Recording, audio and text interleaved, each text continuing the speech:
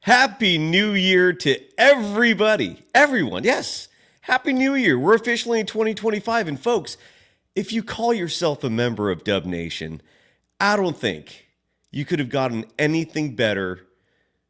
I don't think the doctor prescribed exactly what you needed today, which was just a good old-fashioned kick your feet up, sit back, and relax blowout edition of Warriors basketball. This was just over from the beginning. It's been a while. In fact, I had to look in the databanks to see when the last time when I say we, meaning folks who actually have a vested emotional investment in the Golden State Warriors, when the last time it was that we got to enjoy a good old-fashioned blowout, a type of game where there's just no stress. There's no wondering what's going to happen, where all you got to do is enjoy Warriors basketball. And not just enjoy it. Oh, you could revel in the fact that Stephen Curry, literally at the age of 36, broke his career high for most made threes in a game where he did not miss. He was perfect. And so was the start of the new year for the Warriors. Let's break it all down. Let's have a nice, relaxing, celebratory evening. Been a long time since we've had that, right? It's the Golden Days. Happy New Year. They always find something to nitpick, and that's because there's expectations for us to win. It was a pretty crazy night. Let's go! In a minute, I'ma need a sentimental man or woman to pump me up. Come on and break me off.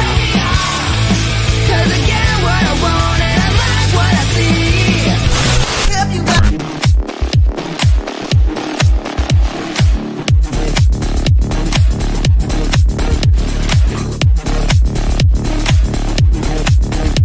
Stephen Curry popping the Viagra three-point shots. Woo! Welcome to the Golden Days. I am your host for the evening, Cyrus Saatsaz. You can follow me on Threads and Instagram at DogWild. I'm over on Twitter at SurfJournalist. The program is on at least most social media platforms at Golden Days Pod. Before we get into the action of the game itself, let's give some love to our sponsors. First up for the evening is Vitamin Energy. And side note, we got more sponsors coming soon. I'm elated about where this program is going. But for now, the folks currently paying the bills. First up, Vitamin Energy. I'm going to hide behind the logo because I want you to see it.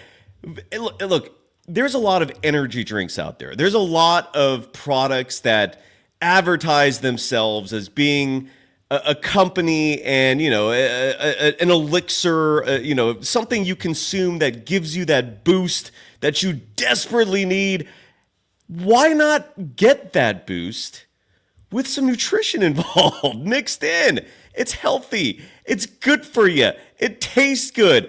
It's super short and sweet in terms of just what you got to consume. It's a borderline shot of nutritional goodness, and all you got to do is go to vitaminenergy.com, use the promo code GOLDENDAYS, just one word, days spelled like Dazed and Confused the movie, for 20% off your order. Again, go to vitaminenergy.com, use the promo code GOLDENDAYS for 20% off your purchase at checkout, or go to vitaminenergy.com/GoldenDays. It's that simple. Today's episode is also brought to you by BetOnline.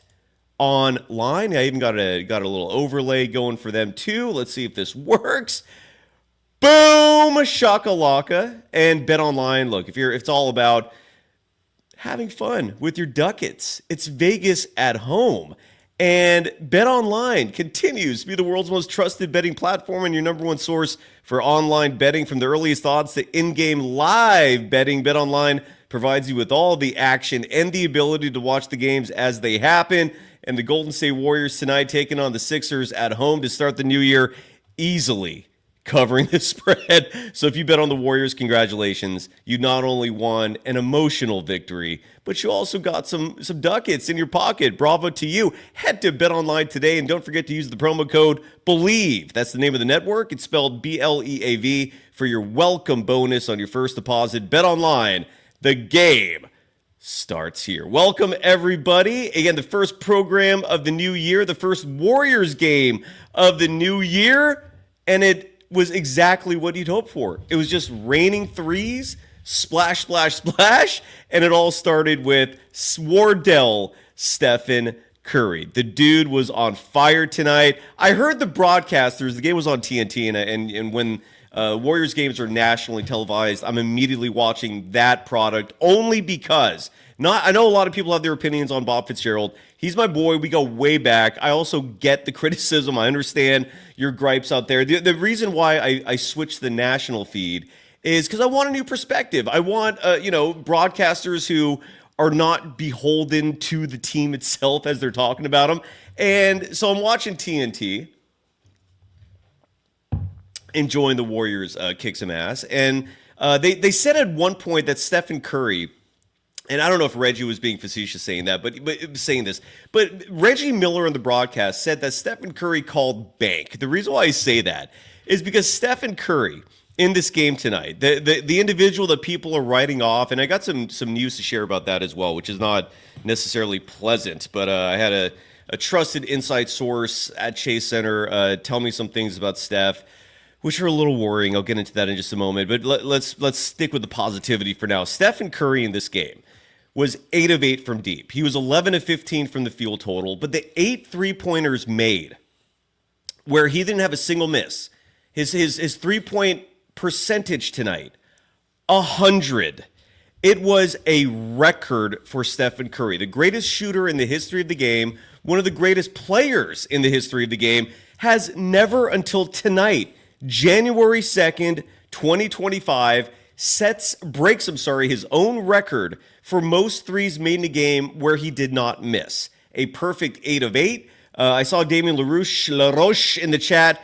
Our lead, I call him our lead Golden Days just because he was the first. You're the OG. Writing here, and I don't know if this is true. I haven't done my research on this yet, but Damien LaRoche in the chat saying that the all-time record for most made threes in a game without a single miss was done by Gordon of the Bulls, who did it twice. Which Gordon? What, Ben Gordon from way back when?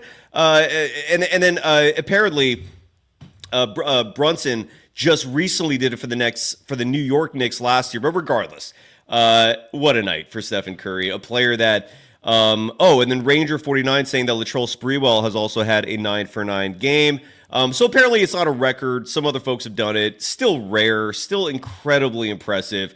And the fact that Stephen Curry, of all people, had never done it until now is wild. So kudos to Stephen Curry. Again, the Philadelphia 76ers were a hobbled, hapless team tonight.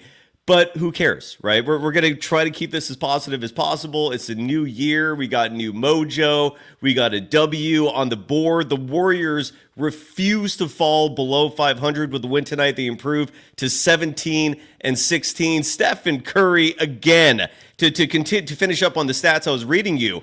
30 points, 10 assists. So congratulations on the double-double, sir, in less than 30 minutes of play. He did all that in 29 minutes and 49 seconds. He also added 6 rebounds, held his turnovers to just 2, which by Stephen Curry standards is fantastic.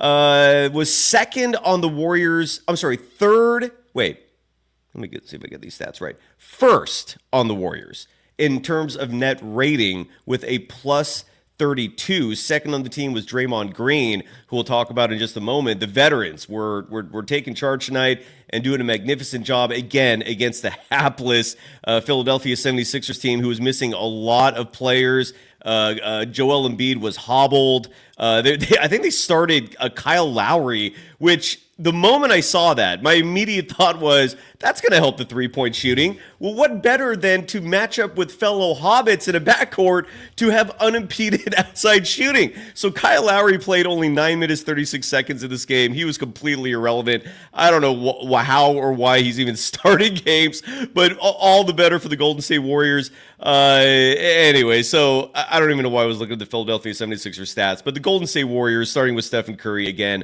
he had himself a night. Bravo to Steph and bravo to the Golden State Warriors who won this game. Final score, I was barely even paying attention in the fourth quarter. That's what kind of beautiful game this was. 139-105. Woo! They won this game by 34 points. And the last time, again, I started talking about this in the cold open, and I apologize for drifting off. I'm back on this topic. The last time we had ourselves a nice, calm, just soothing, you've got the extra pillow on the couch, you got the cozies, you got the blankie, maybe you made some hot cocoa and dropped some marshmallows in there, maybe you even got the powdered chocolate just to sprinkle on top, or maybe some cinnamon. You're just relaxing, you're borderline falling asleep in bliss because the Warriors are blowing their opposition out. The last time we had a night like this, it's been a while. It was November 20th, a home game against the Atlanta Hawks. They won that game 120-97. That game improved the Warriors' record to 11-3. And a whole lot has happened since then because we haven't seen a blowout win since. And we haven't been calmed and relaxed since. I cannot believe it's been since Thanksgiving that Dub Nation has had a chance to just chill a little bit and not be stressed out over the tumult that is the Golden State Warriors lately. So bravo. And OMG, it's Manny in the chat. And again, before I do that, actually, Trap Sniper, look, I know it's just one game. I am not someone who is delusional. I am not detached from reality. I want to make this a nice, positive evening. It's the first show of the new year. We haven't had a blowout victory in a long time. I get it. And look, in terms of crashing back to reality, tomorrow morning, 11 a.m. Pacific time, Damon Bruce and I, we're going to be hosting Warriors Wednesday will be a Warriors Friday this week, and then we'll go back to the regular schedule next week. We'll come back down to reality then, all right? We'll ease up on the on maybe the irrational positivity that I'm going to be exuding tonight. So for this evening, let's be happy with the win. It's been a long time. The Warriors stay above 500, and OMG, it's Manny is asking in the chat, have you noticed that the Warriors have been running a lineup playing their four best players lately? Referring to Stephen Curry, referring to Draymond Green, Jonathan Kuminga, he's taken off now, folks. So believe me, he's going to get his love in just a moment. And Andrew Wiggins, yeah, I'm noticing that too. Finally, we're seeing it. I also had a source in the building tell me that there is a possibility, and maybe this possibility got reduced after tonight's game, given Dennis Schroeder had a fantastic start to this night, that we might start seeing again the lineup that we saw the first three games of the season, where Andrew Wiggins was your starting 2 and Kuminga was your starting 3. And part of the reason why we're not seeing Kyle Anderson so much lately is because of the fact that Kerr has deviated away from that and is just not comfortable having Kuminga, Wiggins, and Dre out there together that often. Well, we saw tonight. I'm totally with you. I've been noticing that more as well. And thank goodness, because if the Warriors want to call themselves serious, if they want to call themselves a genuine, relevant team that is a contender for however much you might be laughing at that notion at this point of the season, if there is any truth to that notion, you got to have those four guys playing on a very regular basis. Those are easily your four best players. The fifth guy, I think it depends. Dennis Schroeder, I don't mind it. He's finally showing some glimpses of the version of Dennis Schroeder that was playing for the Nets. Although, and I tweeted this earlier on social media. I posted this, I'm sorry, and I'll say it again. If there is a caution to the wind type lesson from a game like this, it's Steve Kerr at the end of January. Again, the Warriors have a very soft schedule in the month of January. If the Warriors go, let's say, 11-5, they got 16 games in the month of January. How predictable is Steve Kerr? Because you just know he's going to be telling the front office, hey, man, look, we got a good team here, bro. Our team is great. Don't make any trades. I don't want new. I don't want change. I just want the people that I'm comfortable with. I'm picky Steve. And don't be surprised if the Warriors front office is getting that rhetoric, that line of argument from Steve Kerr to not make more deals, to be this picky, peculiar, obtuse version that we've been seeing for the last few years.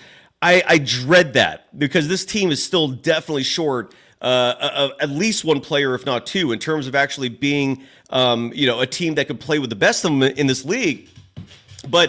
And the reason why I bring that up is because I don't think Dennis Schroeder should ultimately be that fifth guy. But tonight he was awesome. And whether it's him, whether it's Buddy Hield, although that sounds ridiculous at this point, given his shooting has just basically vanished. He made a 3 tonight and was celebrating, literally, which goes to show just how bad his slump has been. Whoever that fifth guy is, they need to trade for him. I hope that happens soon. Yes, Jimmy Butler did make a trade request tonight. That is not the player side note I'm personally advocating for on this program. Would I hate it? No.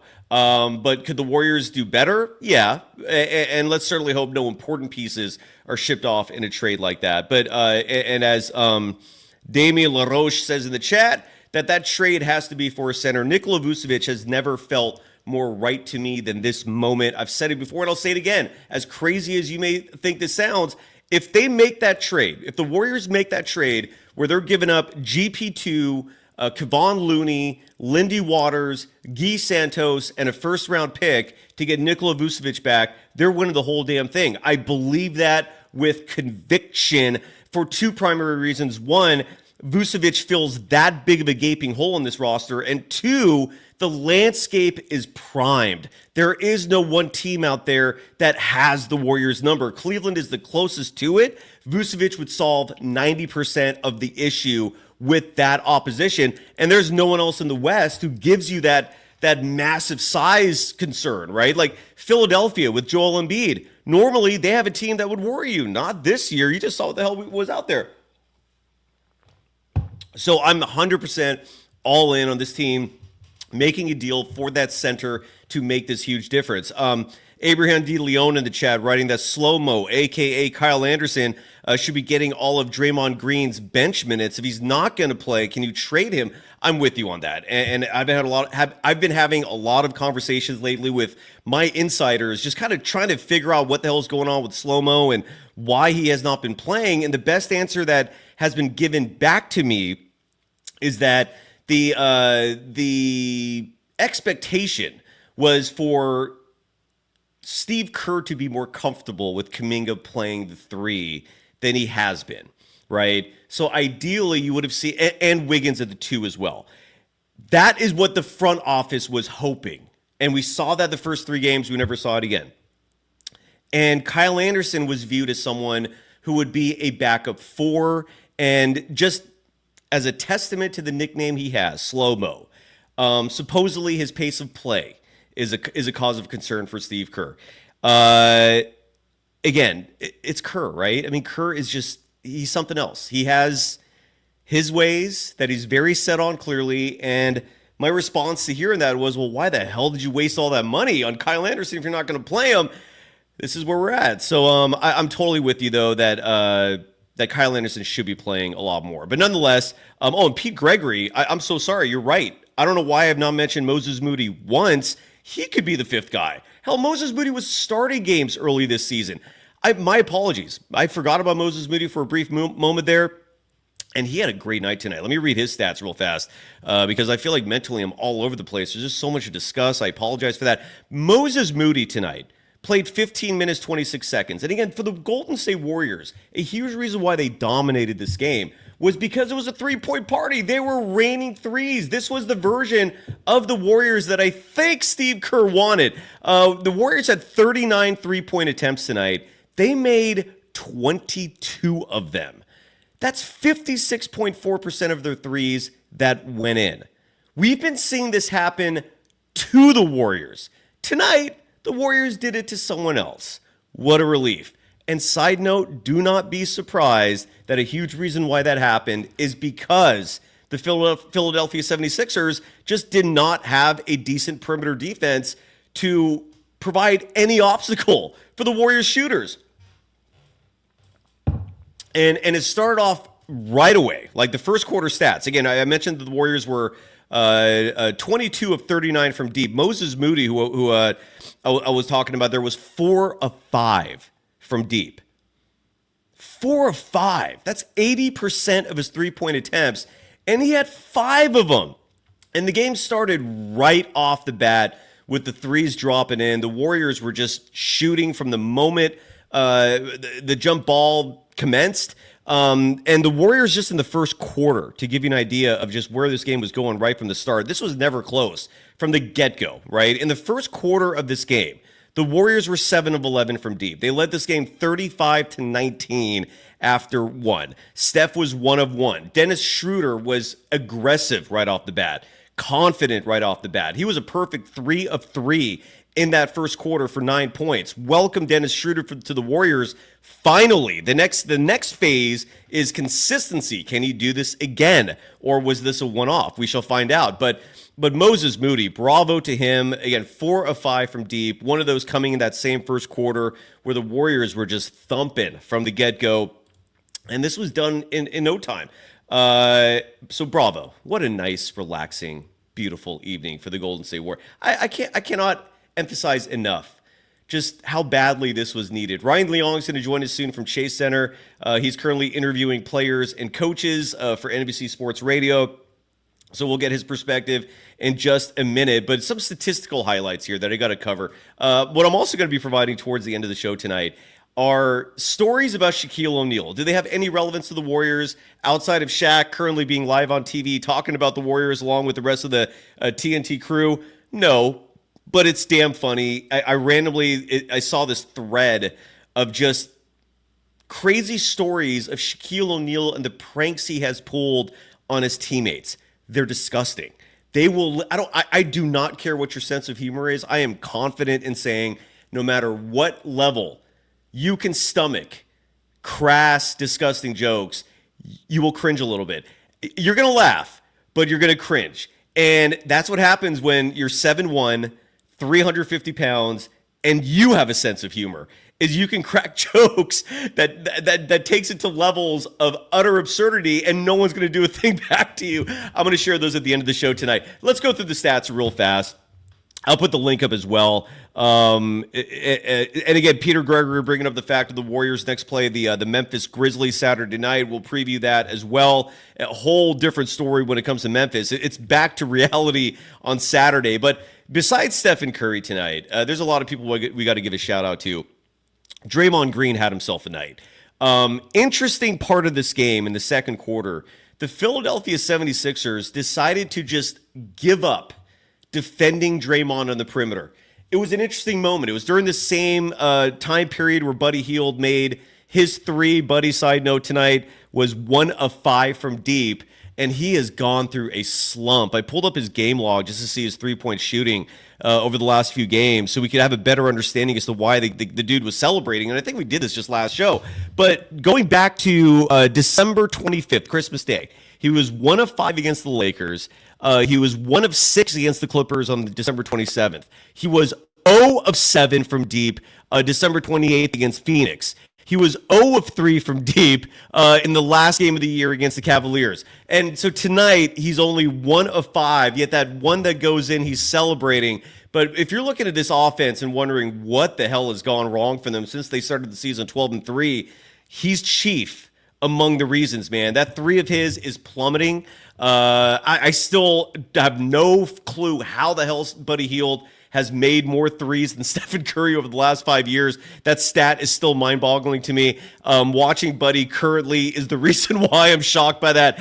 So Buddy Hield on the season, and this has not been a fun season for him since that first month. Buddy is now shooting on the year. This can't be right. It is 39.3% from deep. That is his current percentage.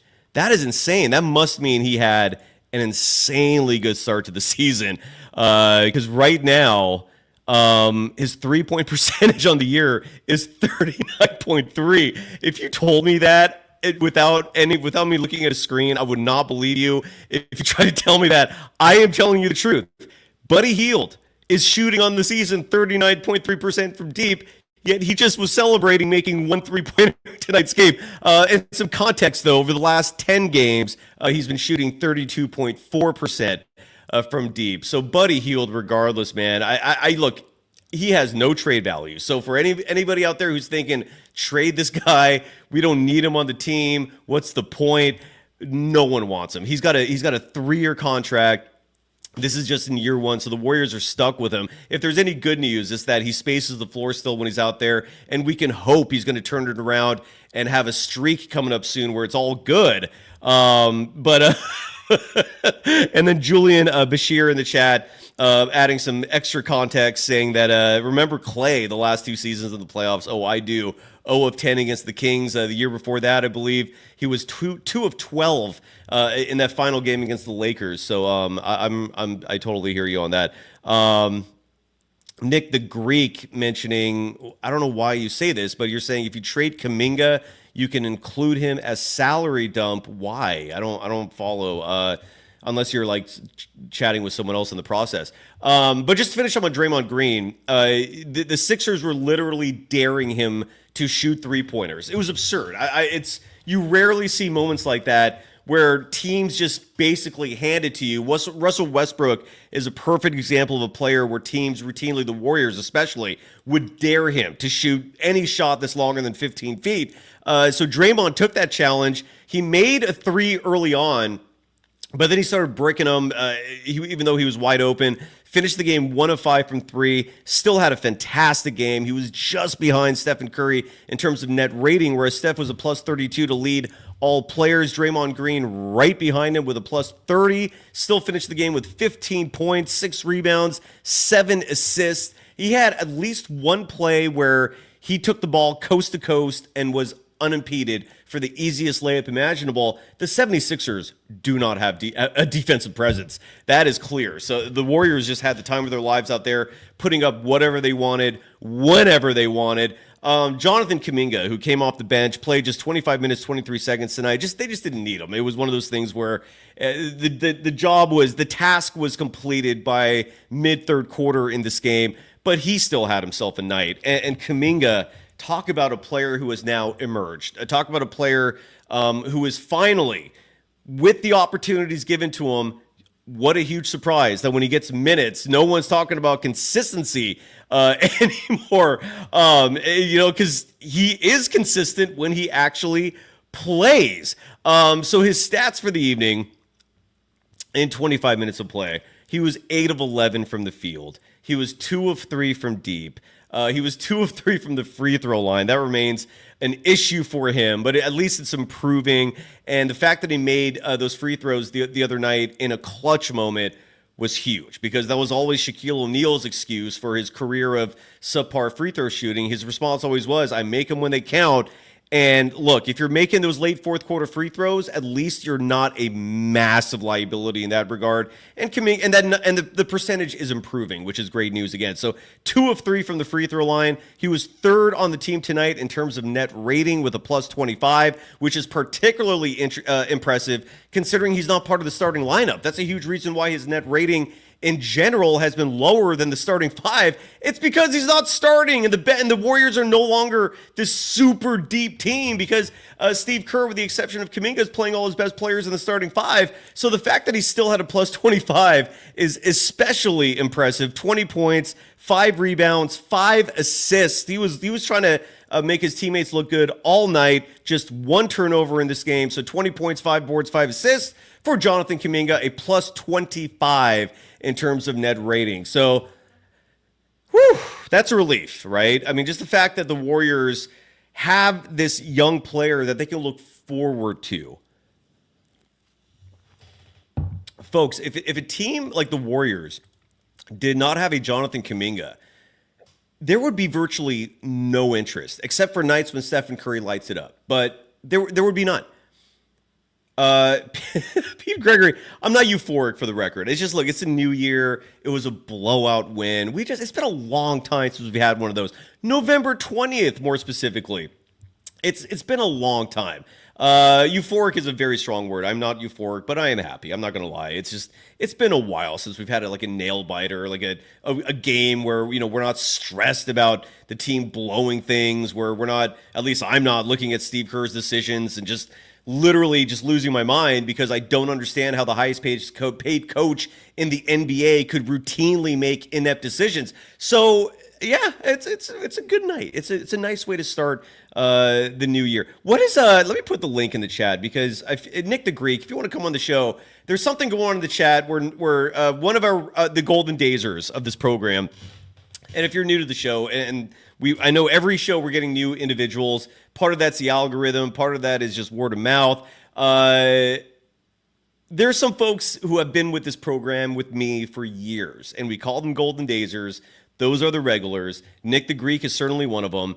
And why don't we? So the point is, Nick is I think stirring some stuff up in the chat by saying that the Warriors should trade Kuminga. My guess is, because I'm not following along with in the chat, my guess is the logic behind the argument is he's going to make a lot of money starting next season, and he'd rather the Warriors not spend the money on Kuminga starting next season. But my response to that is, who the hell are you going to spend the money on? Not to mention, the Golden State Warriors, in terms of the salary cap, are healthy.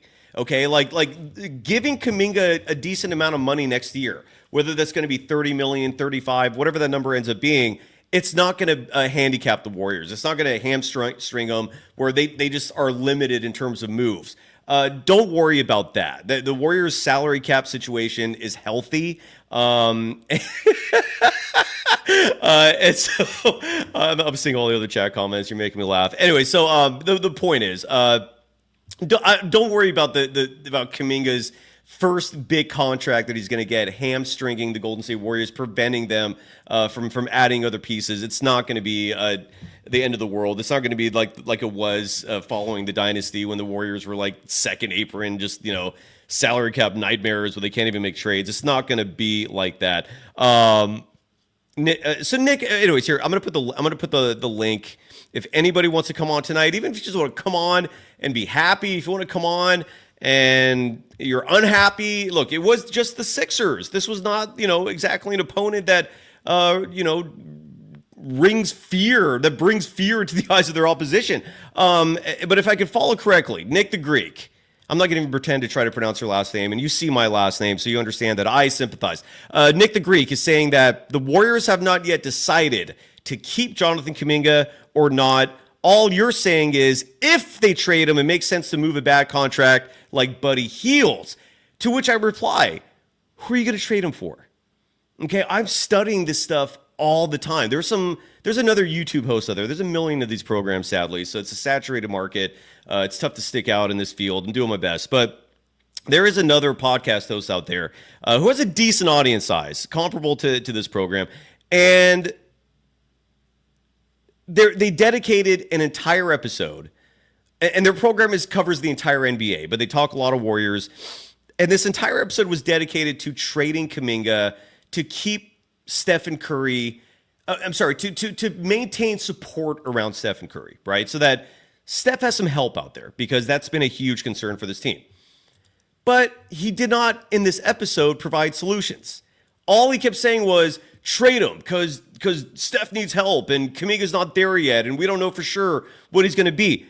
If you don't provide solutions, what good are you? And again, I'm looking. I have explored this landscape ad nauseum, man. Beating this thing like a dead horse. There are no moves. There is no one out there worth trading Kuminga for at this point. Remember all the clowns just a few weeks ago saying they should have traded him for Cam Johnson?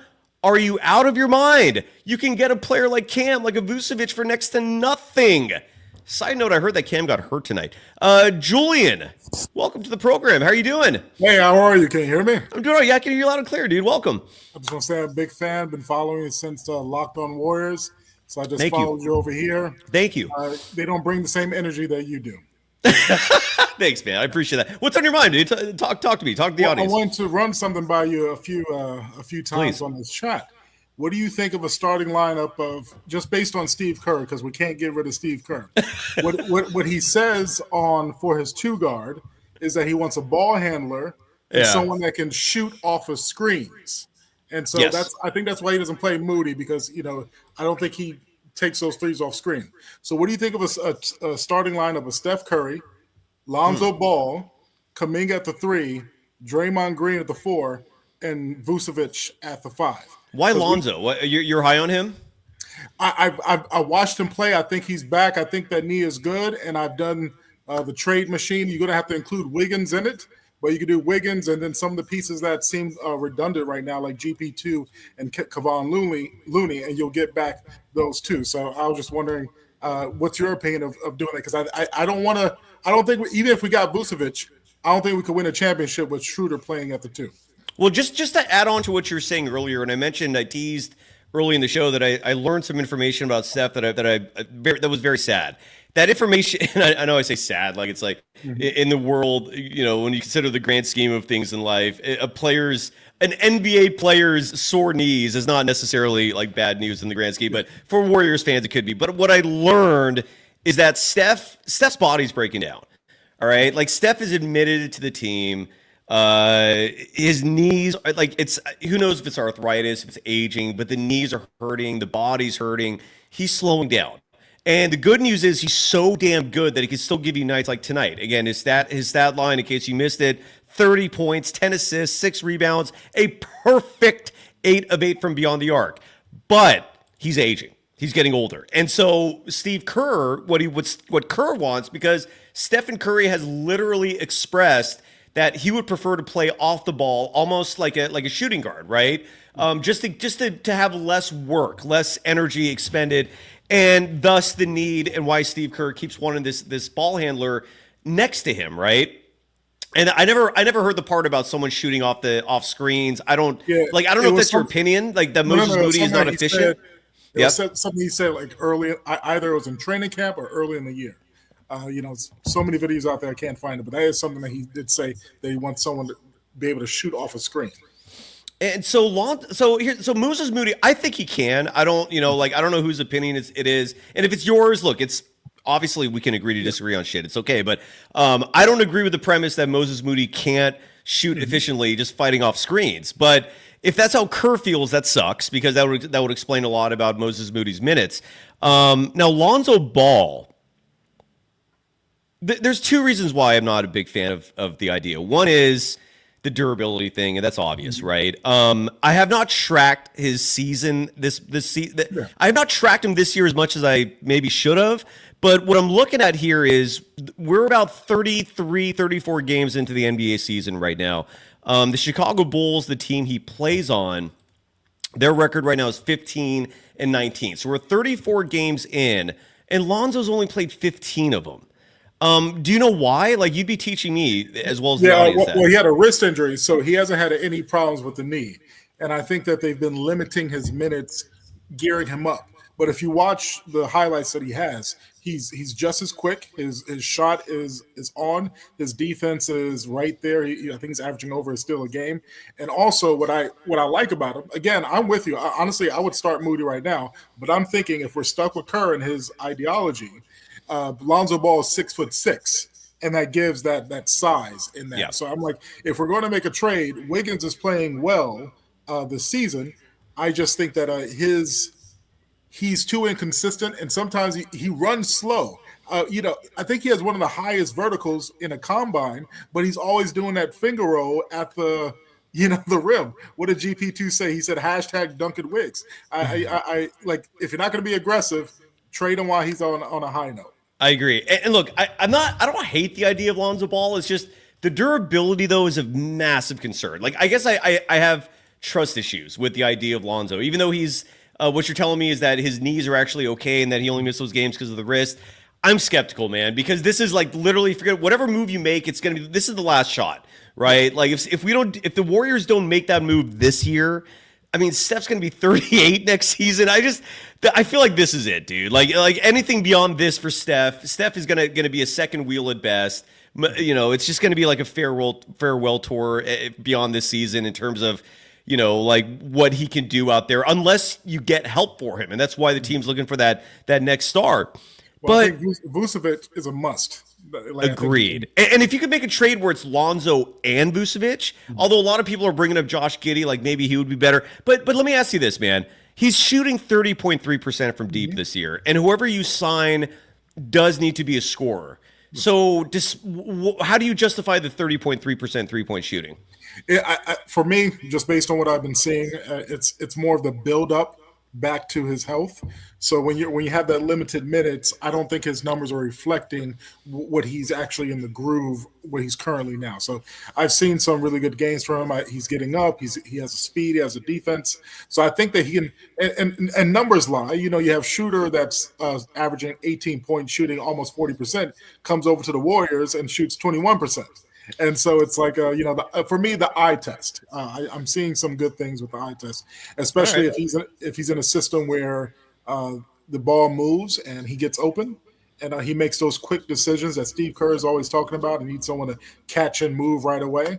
And that's just more of a suggestion. I'm like, okay, if we're going to do a trade and say it's with the Bulls, what can we get out? Because I would like Schroeder as a backup point guard, but I still think that we need some work on the two guard if Kerr is not willing to commit to Moody the same way that he does with Kuminga, because I think or commit to Wiggins, right? I mean, that's another option as well, and he's not. He doesn't seem.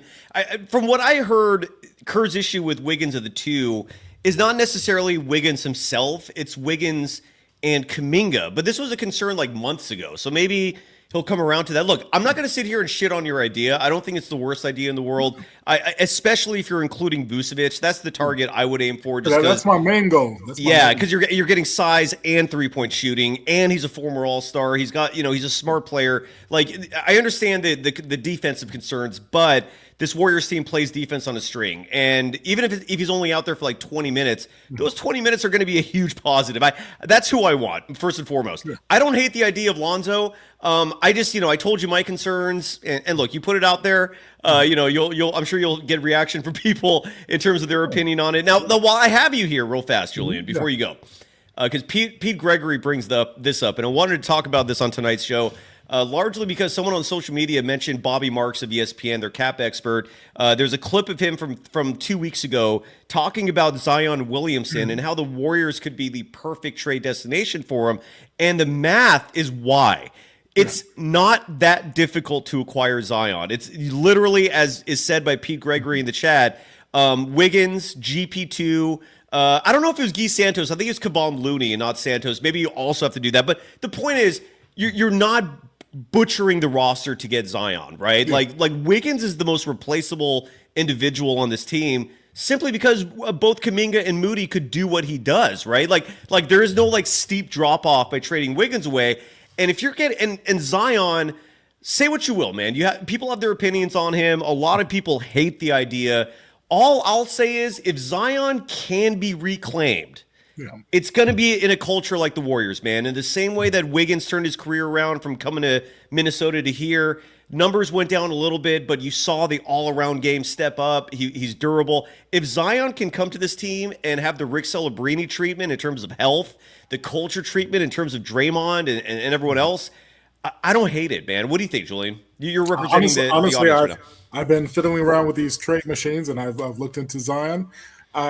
It's a swing for the fences, and if he's not healthy, then you're not winning anything, and it's going to be a Kruger's prediction of 30-something wins. If you got your team, trade for Zion, and then he's injured for most of the year. But if you get him and he says, okay, well, I'm going to start watching my diet, and you have some good trainers, then my only question, like I would do it because he's a superstar, he's unstoppable. My only question is, can Steve Kerr swallow his own pride? And it seems like he can do it with superstars because all the nonsense that he talks about now, he didn't do that. Like Klay's not a ball handler. When Kevin, like he wasn't ringing Kevin Durant around and Andre Iguodala. Like if you're a vet, we talk about Kuminga's free throws. Andre Iguodala was always 1 out of 2 from the line. So with Zion. Where are you going to play him? Is it going to be Green at center? 5. He'll be a 5. And that's part of the reason why I think it's an intriguing decision because there's no confusion about his role. He would be a super small ball 5, but the dude is so strong. He can muscle with the best of them. He's got the wingspan, like a Draymond Green level wingspan, where it makes up for some of the height deficiency. I wouldn't hate it, man. And Steve Kerr, I feel like he's the perfect center for Kerr. So I don't know, man. It's something to consider. I don't know if it'd be the worst decision in the world. I love the fact that If Pete it Gregory's happens, bringing don't- up that the Bay Area has shitty restaurants. Is that true? I thought this area was known for having the best food in the world. And then you got immediately after that Bruce Morrow saying that the restaurants here would love Zion for all the food that he loves to eat. His contract is not guaranteed because of that as well. And that's a positive, dude. So the Warriors can make this deal. Zion comes here, they hate it immediately, and he's gone. Bye. And what you're losing in the process is Wiggins, GP2, and Looney. You can re-sign GP2 and Looney after the season, anyways, if you really love them. You're not losing much. I don't think there's a high risk making this move. There is a high reward. I'm intrigued. I don't know. And last, I would just say it would be fun seeing lobs being thrown with Kuminga running down one end, Zion running down the other. Either Draymond running down the middle or Steph Curry. You don't know who you're going to leave. And if Steph Curry's knees are bothering him, he's going to get a lot of open shots with Zion in that game. And Pete Gregory in the chat, I have to correct you. He's calling me out for saying he's basically insinuating that I don't know New Orleans. Dude, I consider New Orleans one of the greatest cities in the world. I have spent a shitload of time there. Saw a Warriors game there. I know New Orleans plenty. I get it. If you're comparing the food scene of New Orleans to San Francisco, I would say they're different. But damn, New Orleans has amazing food. The beignets, I would get fat from that in 2 seconds. I had one of the greatest meals ever. It was called a scallopit, where it was like a halibut that was fresh and perfectly tasted with slices of scallops, cooked on top of it. Dude, the food scene there is outrageous. I get it, but I'm saying the Bay Area, I don't know why you would think the Bay Area is a bad food source. Anyways, final thoughts, Julian. I'm sorry for all the tangents and the randomness. No, it's perfect. Since we're talking about New Orleans, woo, I'm about to make a name for myself coming on the Golden Days show. So it's been a pleasure. Cafe du bro. Have you ever been there, Julian, to New Orleans? I have a friend out there, and it's on the list of things to go, but I haven't made my way out there just yet. First of all, and I know the expression "thoughts and prayers" is very cliched. I apologize for if that comes off as heartless. Whatever the proper, formal, appropriate way to say it is. Thoughts and prayers to the people out there, because that is a tragedy. What happened? Very unfortunate. It just sucks. With that said, I think that tragedy happened on or near Bourbon Street, the terrorist attack that happened on New Year's morning. Avoid Bourbon Street when you go, dude. And this is my advice for everybody who wants to explore New Orleans for the first time. Bourbon Street is amateur hour. Yeah, you're going to get hammered off just fruity, sugar-filled drinks, and they are awesome cups. I'm not going to lie, man. It's fun to carry those things around. But, dude, go to the French Quarter, straight off Bourbon Street. Go to a Green Street. There's just DM me if you want New Orleans advice, dude. I will give you a list of the best things to do there, because I contemplated moving there. That's how much I fell in love with that place. Ultimately, it's far, but it's a beautiful place. Dude, Cafe du Monde, those beignets live up to the hype. And Julian, if you go, let me know. I'll give you a good good list of things to do there, man. It's a great city, bro. It's one of the greatest cities in the world. I've seen the world, dude. New Orleans is the spot. I love it. Julian, brother, any final thoughts? I think I said everything I need to say. Hopefully, I'll hop on in the future and talk more Warriors. Please, I do want a trade to happen very soon. I don't like this waiting, because last final thoughts. I'm going to say that I'm disappointed in Joe Lacob, because he talks about their light years ahead, and I've never heard of a meeting where he's sitting down and says enough is enough. Maybe they keep those things in-house, but I feel that he has not been expressive the last 3 years, honestly, when it comes to Steve Kerr. And I do think the Warriors could have gone back-to-back. That 1 year they lost to the Lakers, because Steve Kerr, he always takes the hot player out. GP2 was killing that game, playing defense, and he decides to sit GP2 in the fourth quarter. And Lonnie Walker, some guy that can't even stay in the league, goes off in that fourth quarter, and that's how we lose the series. And Kuminga got shorted too. Remember, and they had JaMychal Green that year, who actually would have. I know he had a rough year that season, but he could have contributed that in that Lakers series. That series frustrated me to no end, man. I'm with you, dude. Believe me, I never criticized Kerr once until that season, and it was just like, was just nonsense all of a sudden. And who knows what precipitated that, but it drives me crazy, dude. Julian, come back soon, brother. Anything you want to promote? Like, do you have a social media handle or anything like that? No, I'm a simple guy. I keep thinking, I work in IT, so I try to stay low key, build up my life, and stay off the radar. That's pretty much it. You're smart. You sound like a smart dude, brother. Come back, man. You're welcome anytime. Thank you. Lonzo Ball.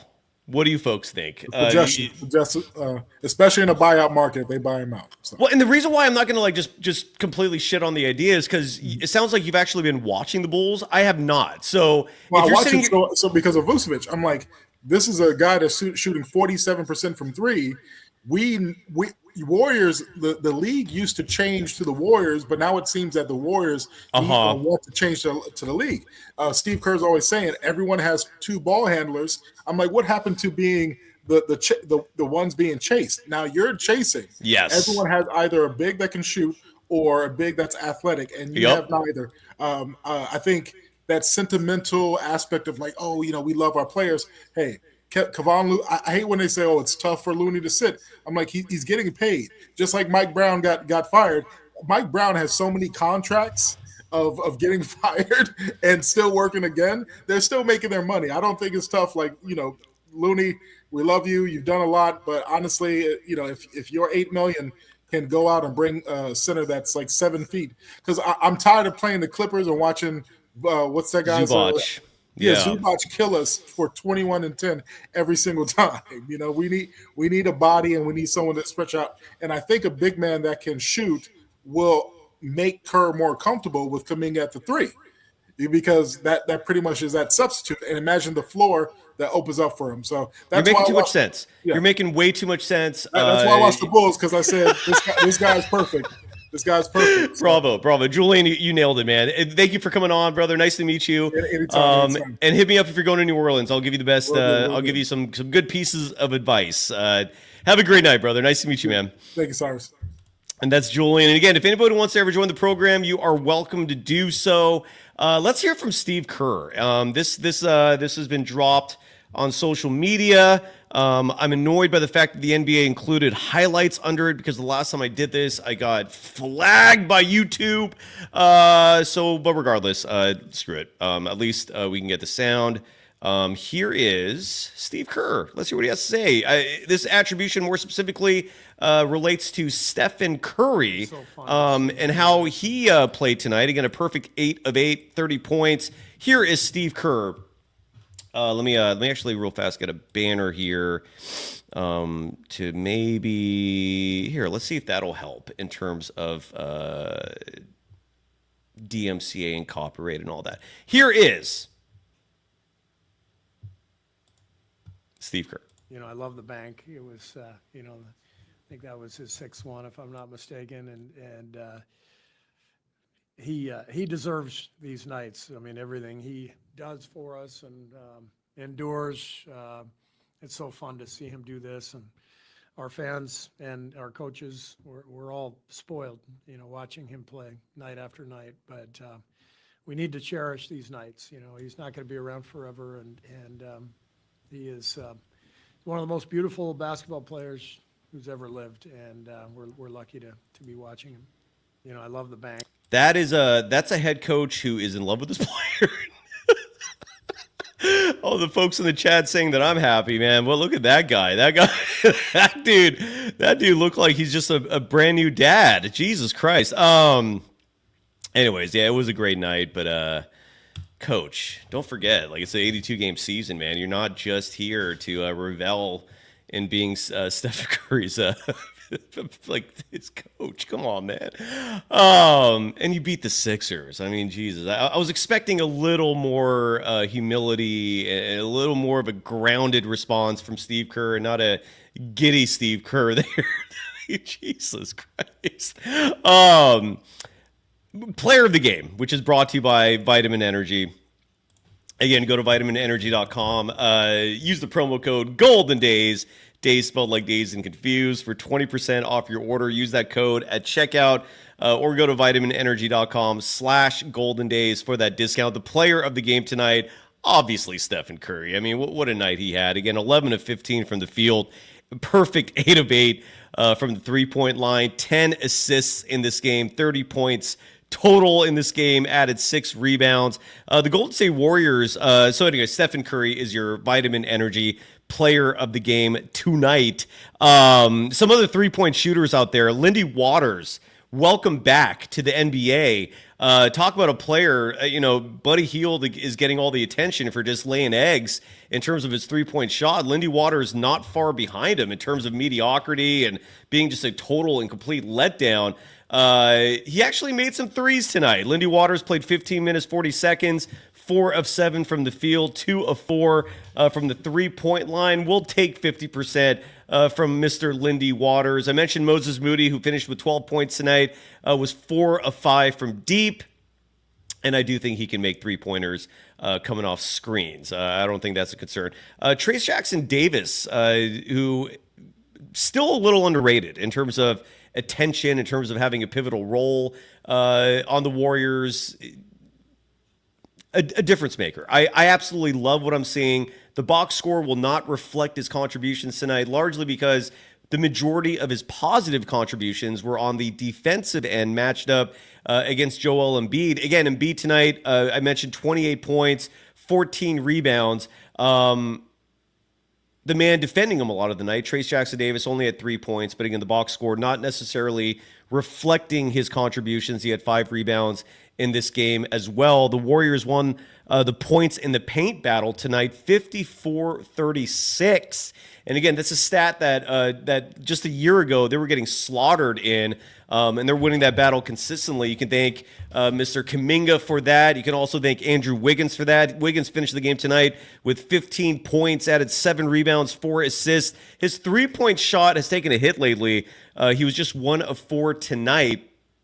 His three-point percentage is still hovering slightly above 40% on the season, but it went down a little bit. Ryan Leong is going to join us in just a second. He said he's interviewing Joel Embiid right now, and he's going to come on the show right after that, so we'll finish with him. I wanted to play real quickly while we're waiting, and if he doesn't come in time, then we'll just call it a wrap. But I wanted to play these sound bites because they're just so goddamn funny, man. I think you'll enjoy this. And these are stories of Shaquille O'Neal and some of the pranks that he played in the NBA in his career, which has been a very lucrative, expansive career.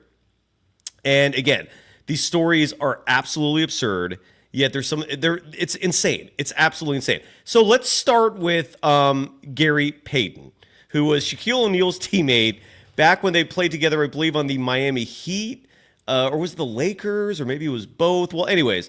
One of the rookies will be. So here is Gary Payton with his Shaquille O'Neal story, giving you an idea of what Shaq was like behind the scenes. Here's GP2. But Shaq, we used to always play jokes.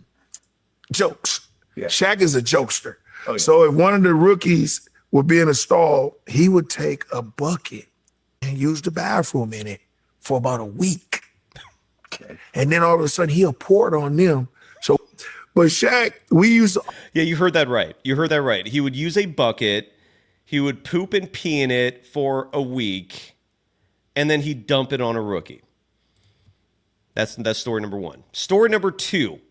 This is from Grant Hill, who was, I believe, Shaquille O'Neal's teammate in Orlando.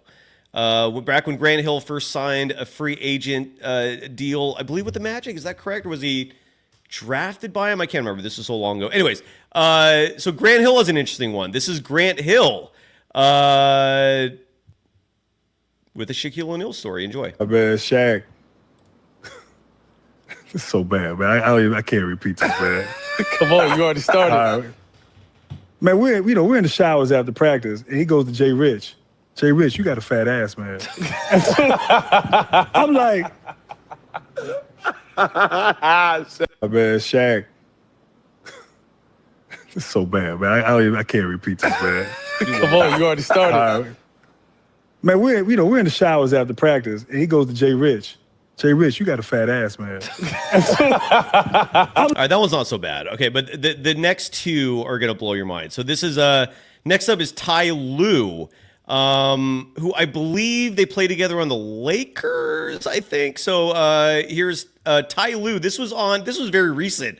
This was Ty Lue on the Draymond Green show with his Shaquille O'Neal story. One of the best teammates ever. Talking about a guy that's genuine and giving and taking care of people. Like Shaq was that. But I remember one time he asked Devin George to do something, and Devin didn't do it. And so, Devin, was late, didn't do it, whatever. So Shaq's like, all right, cool. So the night before we had a game, Devin's, I think on the court, shooting, whatever he's doing, training room, whatever. So Shaq goes in the stall and he takes a shit in Devin's shoe. Oh my God. And so he takes it and he knocks it, so it goes all the way down to the front of the and so Devin comes back, goes to put his shoe on Dre, and he stuck his foot in some. Oh my God, that is crazy. That was crazy. Oh my God. Oh my God. Yeah. Hey, Shaq is wild. Wow. He's crazy. He is. Okay, and then there's one more. All right. So again, just picture Devin George, former Laker. You could picture that. That's the worst part of the story. You could just picture how that would feel, walking around with literal just human feces in your shoe. Disgusting. The last one is Matt Barnes, who, side note, I'm working on getting as a guest on this program. Hopefully that'll happen soon. Former Golden State Warrior on the We Believe team. And then on the second championship team, I believe, the first KD team. Maybe the first two. Someone correct me in the chat on that. But Matt Barnes, former Warrior. Here is his. And this is the last one. Here is Shaquille O'Neal hazing story. Proud. Without fighting. This is week. Shaq put Lou's mouthpiece in his tights and put it up underneath his nuts. What? Whoa. Bro, if I'm lying, we got to throw hands. Bro, I'm sorry, big fella. He didn't know it. Put it in his. Oh, come on, bro. If I'm lying, I'm flying. So everyone knew but Lou. Everyone knew but Lou. So Shaq goes through a whole shoot around with Lou's mouthpiece under his nutsack. And put it back in his locker. And then before the game, coach would be talking, and Lou's always someone that's going to kind of get up, put his mouthpiece in, and jump around, stretch, because he's an energy dude. Bro, he put that shit in his mouth. Everyone died, laid out on the ground. But what can you? I feel what you say, PG. Throw hands. I feel proud. Without fighting. This is week. So that's it. So and again, Ty Lue, who just shared that story, he got pranked with this again in case he missed that with his mouthpiece. In basically just resting comfortably in Shaquille O'Neal's taint area, and then he put that in his mouth. I wish we heard the part about what Ty Lue's reaction to that was. Like, did he even taste it? It's just disgusting. Yeah, Simon too. Yeah, Matt Barnes might come on this show. Look, Rick Perry's a Hall of Famer, man. He comes on regularly. We also might get the Saint, Gary St. Jean, might come back on as well soon. But yeah, I've been wanting Matt Barnes for a while. That's going to happen. I'm in talks with his folks, and hopefully that'll be confirmed the next week or two. Yes, Shaquille O'Neal is absolutely insane. Shardal, welcome. How are you doing? Hey, Cy. How you doing how are you doing tonight? Happy New Year, brother. Happy New Year the to Warriors you too, blew man. a team out. We haven't seen this since November 20th. So I think I'm doing all right, brother. How are you? This was a great win. Great's a strong word, but I'm happy. I mean, it was an emphatic win. It's just, dude, they beat the Sixers. I mean, that's why I can't call it great, but it was a good win. It was a good win. Shardal, what's on your mind, brother? Go ahead. I'm sorry. I'll shut up.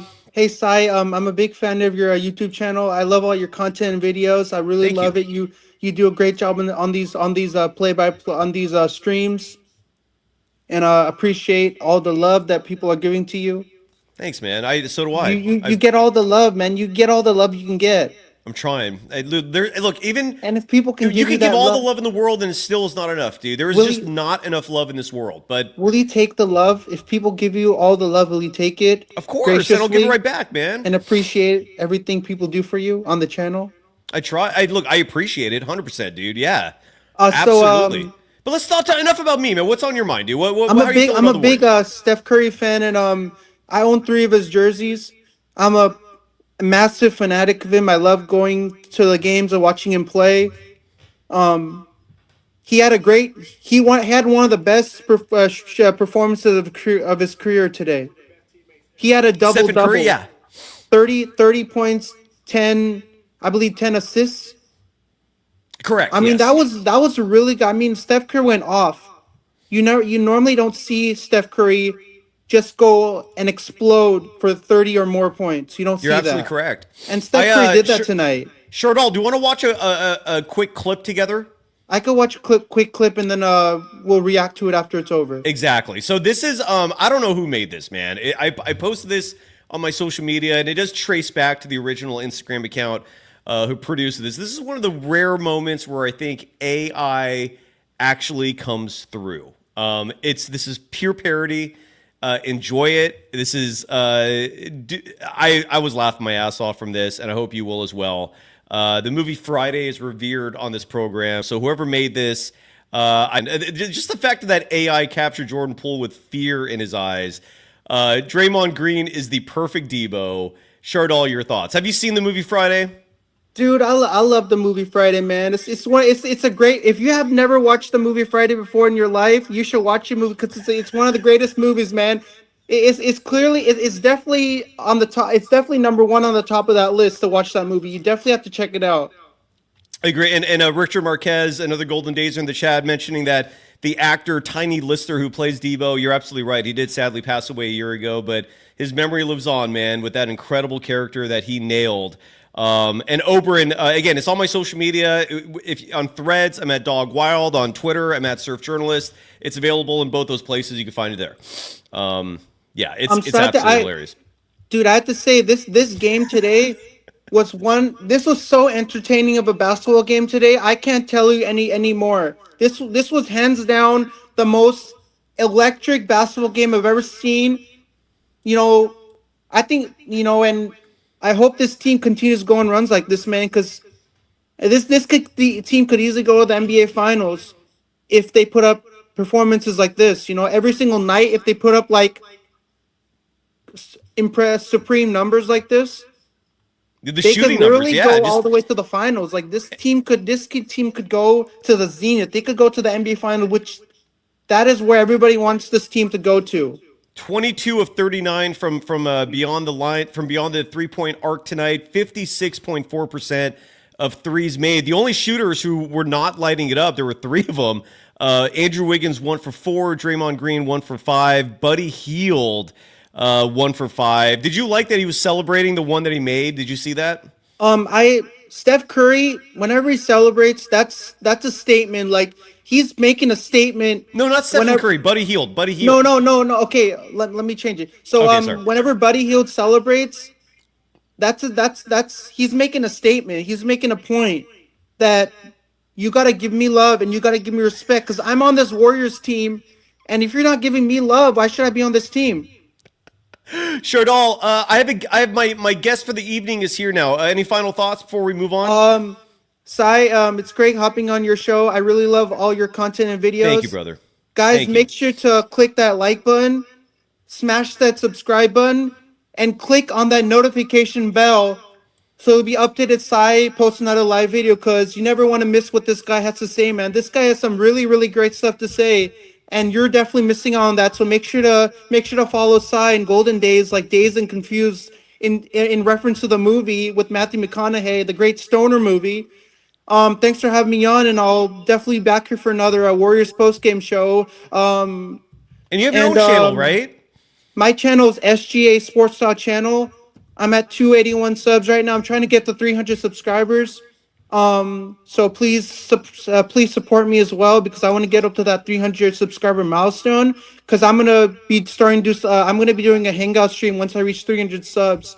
So folks, try to help Shardal out get to 300. Please give me that love because I need all the love I can get. Shardal, tell people how they can find your channel one more time. Be my YouTube channel is called SGA Sports Talk channel. I'm at 281 subscribers right now. I'm trying to get to 300 subs.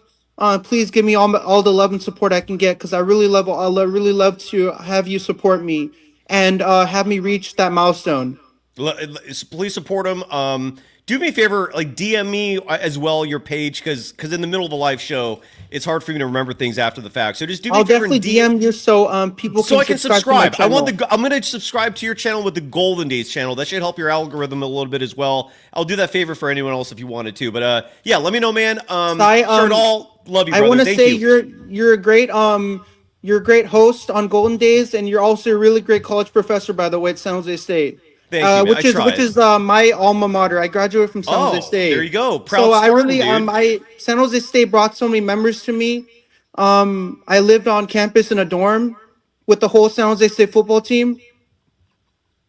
I love it. So I'll see you back here in another Warriors postgame show, and make sure to subscribe to Cy, because this guy has really, really great content, and he has one of the best insights and best takes surrounding Warriors basketball. You're making Shardal. Every time I try to drop you, you say all these nice things. It makes it impossible for you to move on. Shardal, I love you, brother. I love you're to the say best. nice things to you. I love to say nice things to you. Well, I'll see you Saturday, right? Yeah, Saturday night. I'll see. If I'm not there on Saturday, I'll let you know the next time that I can come on the show. Perfect. Sounds good, Shardal. I love you. See you later, guys. Thank you, man. And Ryan, welcome to the program. Shardal is incredible. It's great stuff. We have Ryan Leong joining us live from Chase Center. He's been busy interviewing Joel Embiid, among many things. You could follow him on Twitter at Ryan Leong. He's not just with NBC Sports Radio. He's also with Bay Area Sports Rap. I apologize, Ryan, for not updating the graphic. I'll do that for the next show. Ryan, you texted me. You said you were late because you were interviewing Joel Embiid. How is he doing in the locker room following this game? Because he could not have been happy. And how are you doing, brother? Your immediate reaction to the Warriors thumping the Philadelphia 76ers tonight in a game that was never close, 139 to 105. How come the Warriors couldn't score 140, man? Come on. Sons of bitches, mother effers, dude. Hey, no, I'm kidding. They were so on fire. It's one of the few times where I feel like, I don't know if I could say a fortune teller or a wizard or something like that, because I asked Nick Nurse in pregame, how do you defend against Steph Curry? And Curry ends up having this great game. First time in his career, he's 8 of 8 on threes. He was just on fire. You probably saw the one that got my attention was the one where he made the three and then he went like that, his reaction. And that just got it started. And then from there, it was a Curry flurry, right? Which we've seen before, but this was a true Curry flurry. This was like a landslide. You know, and, well, how was the crowd, man? Like, was the crowd like recognizing just how special and historic of a moment this was? I think they were, but it was kind of like I think you know what? It was probably actually when he made his last three and then came out of the game is when fans really got into it. Because I was actually sitting with my brother and my nephew were here, and Warriors Radio was nice enough to get him seats in section 102. So that's near the broadcasters.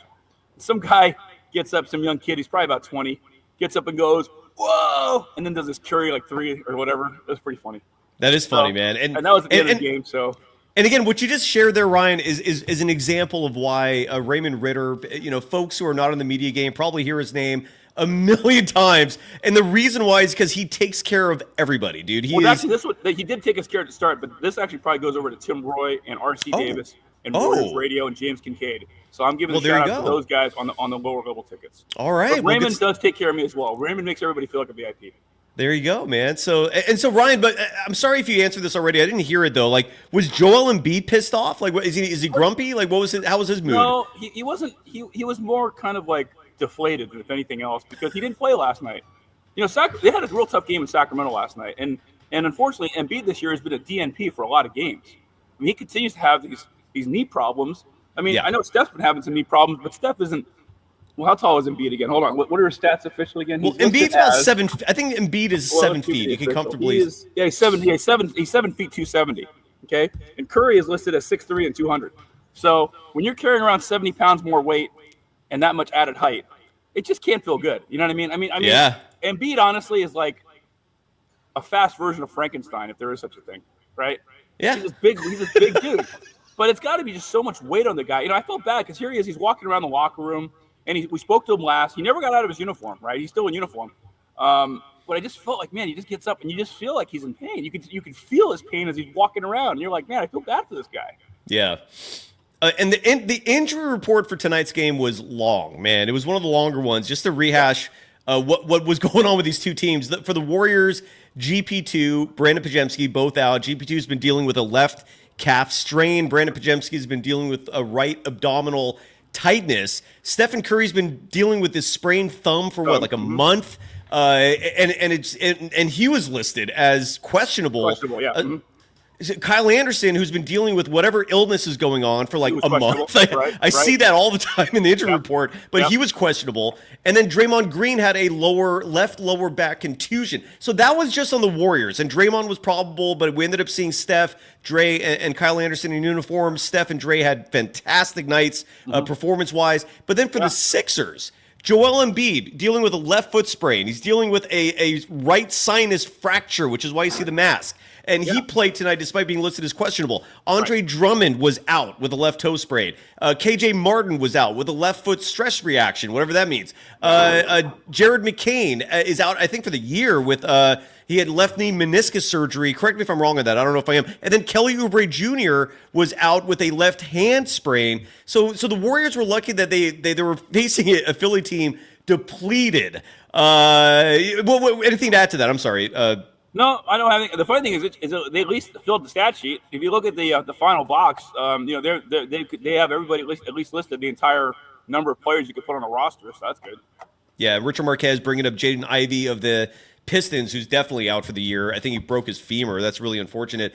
I want to play this clip, Ryan. I haven't had a chance to play this on the show yet, and it does have some correlation to the Warriors, possibly in terms of the trade market.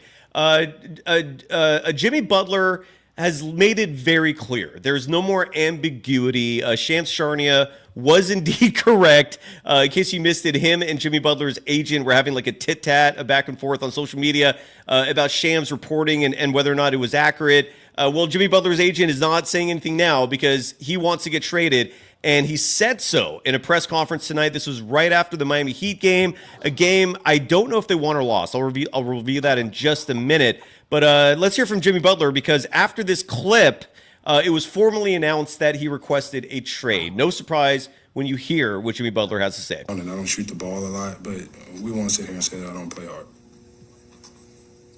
What will fix it? What do you want to see happen to fix it? What do I want to see happen? I want to see me get my joy back from playing basketball. And wherever that may be, we'll find out here pretty soon. But I want to get my joy back. I'm happy here, off the court. But I want to be back to somewhat dominant. I want to hoop. And I want to help this team win. Right now, I'm not doing that. Can you get your joy back here on the court? Probably not.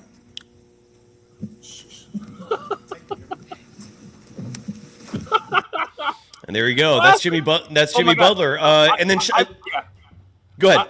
I've talked to him over the years, and I remember where was the place he got traded from before years ago? Was it when he got traded? Well, he was with the Bulls. He was with Minnesota. He was with Philly, and then I think Miami. There was one other time I covered him, and I can't remember what team it was now. Obviously, because he's been traded a few times, but I've seen these press conferences from him before, and that's why I'm laughing. If nothing else, the guy is sheer entertainment value. Absolutely. I mean, that's great how he basically said, "I want to be traded," without saying, "I want to be traded." Well, it was there, and then after that, he removed all doubt. I think either. Right. Well, yeah, especially when the writer asked him, he says, "Well, do you see it happening here?" Probably not. Probably not. Drop the mic. That was it. You gotta admit that's funny stuff, man. It is, dude. It is. It's pure comedy. And Jimmy Butler tonight, you messaged me that the Heat lost 128-115. I went to look at the box score to see how Jimmy Butler played tonight. It wasn't pretty. He played 27 minutes, did shoot 50% from the field and from the three-point line. Unfortunately, that 50% was 3 made field goals, 1 made 3. He finished with 9 points, 4 assists, 2 rebounds, and was a minus 27 in terms of net rating. Yeah. So he wasn't helping out there. The Miami Heat lose again to the Pacers at home. Their record is now 17-15, which is a little surprising. That's better than the Warriors. But what are you hearing, man? You're in that building. Jimmy Butler to the Warriors. A lot of loose reporting connecting the player and the team. I know Joe Lacob is thirsting for a star. I don't know if Jimmy Butler's it. I don't mind trading Wiggins and Looney and GP2 for him. The moment you start mentioning Kuminga, even Moody, I'm not necessarily stoked on that idea. But what are your thoughts, man? What are you hearing, and what are your thoughts on Jimmy Butler possibly going to the Warriors? Well, all I've heard so far is that there's been talk that they want to get a Jimmy Butler here. That's all I've heard. But what's interesting right now is you look at the standings. Miami's currently 6th in the Eastern Conference. So they're already in a shoe-in position as far as, like, you know, being able to be in the playoffs for certain without having to worry about a play-in tournament. Whereas the Warriors right now sit, where do they sit, 10th? 9th. They sit 9th. So the Warriors would have to be in a play-in tournament right now, whereas the Heat don't. So I find it interesting that he wants to get traded when he's clearly in an actual playoff position right now. Now, granted, the Hawks are right there as well, but they're still listed as 7th, probably due to, like, just the percentages and whatever. Yeah, so Miami's slightly ahead percentage-wise, but the Bucks, the Heat, and the Hawks are all 11.5 games back of Cleveland. And Ryan, you know this as well as anyone, man. Like Jimmy Butler's unhappiness is stemming from the contract extension or lack thereof, right? He has a player option after this season. He's made it very clear he's not going to extend his contract and exercise that player option. He's going to be an unrestricted free agent after this year. He wants one more big deal. If he's putting up numbers like these, he's not getting it. But with that said, it wouldn't be necessarily a high risk for the Warriors, because let's say you trade for him and you're giving up assets like a Wiggins, a GP2, a Looney.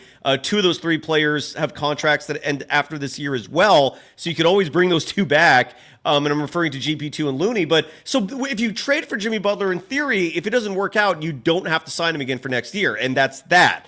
What are your, would you personally like that idea? I mean, it would make things interesting, but would he fit with the Warriors? Like, how do you picture Jimmy Butler actually wearing the uniform and being in the locker room and being on this team? Like what is your perspective in that avenue? Well, just given how he kind of talks to the media, reminds me a lot of Kevin Durant a little bit. But I would say that Jimmy Butler brings more drama than KD. So, and would you want to give up that many guys for him? I don't think you want to do that. And this guy, June Adolfo, Moody should be playing more minutes. You know, it's funny. My nephew, being at the game tonight, is a big basketball fan. And it's funny, he doesn't talk a lot, but he was saying tonight, he's like, Moody should play more. He should be starting. I mean, he's saying what you've been saying. So it's funny how, like, this is being talked about for a long time. And I don't know. If you can get Butler without trading a lot of guys, I say do it. But if you have to trade, you said you want to trade what? Wiggins, Peyton, and who else? And Looney, who's out of the rotation anyways, right? Yeah, but I don't know, man. I wouldn't give up 3 guys for Butler. Maybe 2, not 3. Even though GP2 didn't even play tonight, Looney's out of the rotation, that you would still hesitate? Well, that's true. Then it comes down to then it's almost like Wiggins and it's Wiggins. Yeah, the Wiggins. That's the part of it. And you might have to include like second rounders if they have any left. What about this? Another player whose name is being thrown out there. We talked about this earlier, but I'd love to get your perspective here. Is Zion Williams, another player who reportedly is on the market? The Pelicans are done. His contract is not guaranteed beyond this season. So similar to Butler, you trade for him, it doesn't work out, you can move on. You could just end that relationship after this year. I see a huge upside with the Zion piece of this if he can fit into the culture. What are your thoughts on Zion? Have you heard anything? Your reaction? I've heard nothing, but all I know about Zion Williamson is that dude gets hurt all the time. I mean, he is a walking DNP. True. You want that? I don't think you want that, man. And I don't see him fitting in with the Warriors. I don't see it. And what are there any players out there that you personally look at and think, damn, the Warriors should do this? You know what? It hasn't hit me yet. The calendar year I know is now 2025, but I really haven't given it a ton of thought because isn't the trade deadline sometime in February? February 6th, yeah. Yeah, so let's talk at the end of the month. I mean, I haven't given enough thought yet. I mean, because, like, again, it's just, you got a month, man. It's like a month's a long time. And so I think if I'm the Warriors right now, if I'm Mike Dunleavy and I'm Joe Lacob, I'm thinking about how can we play in the next 2 to 3 weeks. I want to see where we're at. And then I'll probably decide, okay, do we need to, back for lack of a better word, do we need to pull the trigger on somebody else? They got a month. And Ryan, this is my great fear. And I wrote this on social media just because I want this awareness out there of how predictable Steve Kerr is. The month of January presents a fairly easy schedule for the Warriors. How easy? Let's take a look. They played the Philadelphia 76ers tonight. The next game is going to be tough. Saturday night, they take on the Grizzlies, and we'll definitely preview that as we start to wrap it up here. But they play the Grizzlies Saturday. That's going to be tough. Sacramento, the very next day on Sunday, could be tough. I mean, that is a good team, even though they're underperforming this season.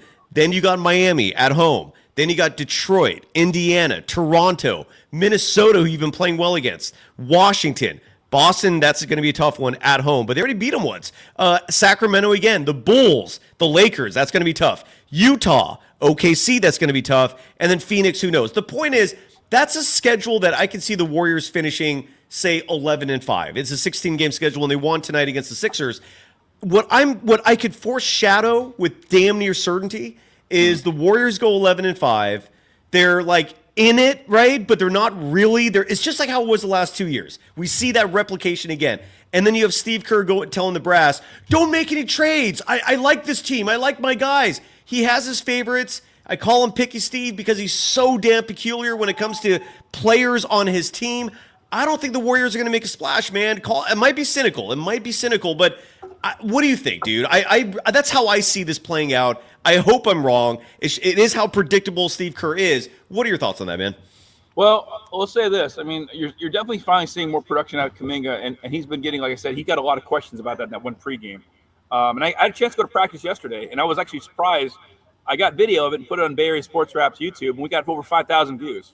Good. So I was like, first time like in a long time we get views. We usually get maybe 100 or so views if we're lucky, but I think because a lot of people don't put video of practice up from the coach, it got a lot of responses. And so, yeah, it's interesting. He definitely plays his favorites, and I've seen that more and more in the last maybe 3 or 4 years.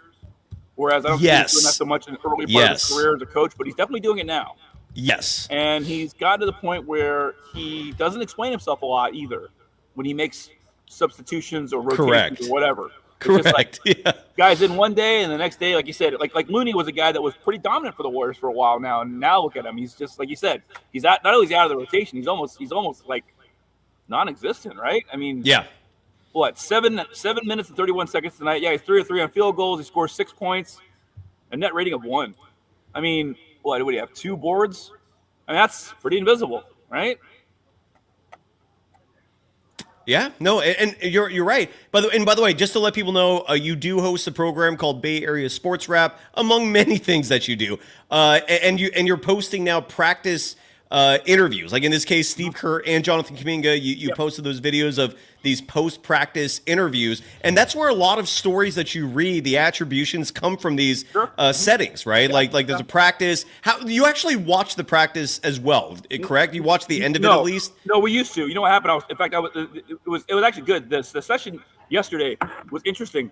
There was only 3 of us media-wise that were there. It was me, Sam Gordon from the Chronicle, and Danny Emmerman of the Bay Area News Group. That was it. Yeah, which was nice. I mean, in a way, you think about it.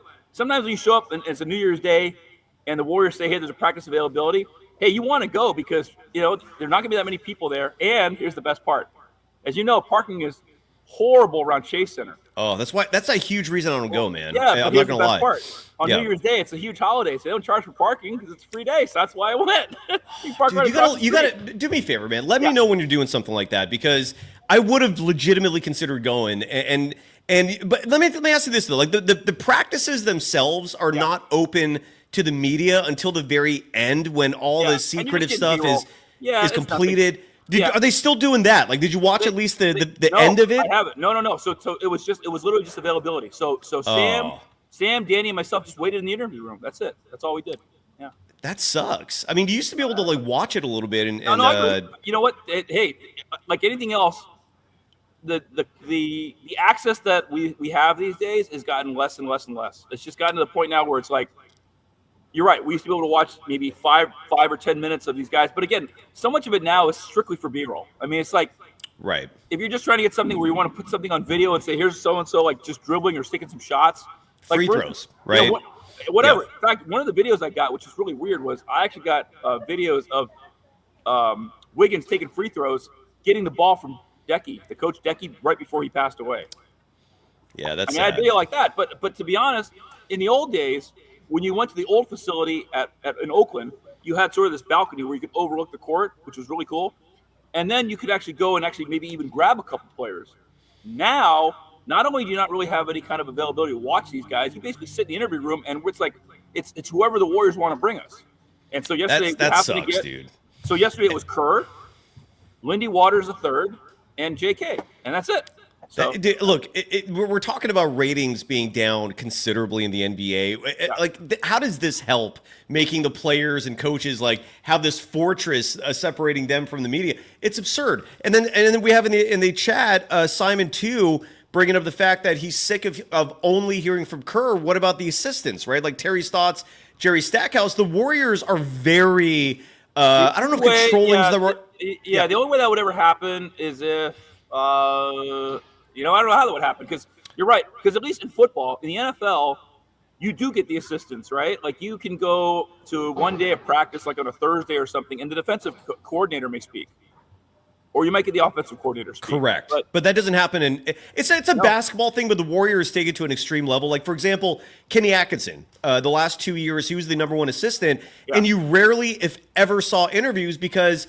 They're very protective of assistants. They don't like them giving interviews. Yeah. So you have to get it cleared through the team. Right. You can't ask a lot of questions, right? Like the whole thing is bizarre, man. It's borderline crazy. So to answer your question, Simon, I'm sorry you're sick of seeing so much Steve Kerr. It's by design. Like the Warriors don't want their assistants talking to the media unless it's like. You see it on 95.7 The Game sometimes because they're the flagship station of the Warriors. So they have this partnership. They know they're going to get easy questions. Yeah, but that's right. Right. Well, here's the thing. So let's explain that to what's his name again? The guy that asked the question? Shardall? Oh, Simon too. Simon. All right, Simon. So here's the thing. So like, as Cyrus mentioned, so 95.7 is the rights holder. That means they are obligated to do, Warriors coverage, but the coverage is like Cyrus said, it's always going to be positive. It's going to be vanilla. You're not going to get anything really difficult asked because it's just that's how it works on both ends. It's going to be like, hey, we're going to promote the team. We're not going to put you against the wall unless it's something where you obviously is such a big deal that you can't deny it, right? But that's really rare. So yeah, and then you're not going to get much. So your best bet is going to be, I don't know, listening to Warriors Roundtable, which again is just going to be like a kind of a featurey sort of 1 hour show. It's not bad, but you're just not going to get anything really insightful on that. This is not going to be 60 minutes. Let's put it that way. I think you're muted. Thank you for that. And I know for a fact that at least one beat reporter a year or two ago got flat out denied by Kenny Atkinson. Like they went up to Kenny, was like, "Hey, can I interview you?" No, just flat out no. And he just walked away, and that's it. And there's nothing you can do about that point. No, I mean, I gotta be honest. I love coming on with you, and I hope I give good insight. But like, there's a lot of things that I won't do as far as like trying to say stuff. It's a different sport, but I know somebody who was doing an A's blog about all the A's situation and stuff, and he did something that A's management didn't like. And the next thing you know, he was a freelancer, did some stuff for MLB.com. He lost 8 games worth of coverage. So that cost him about $1,200 in the pocketbook. Can you name the reporter or no? I don't want to name it on here. Fair enough. Okay. It's not fair to him.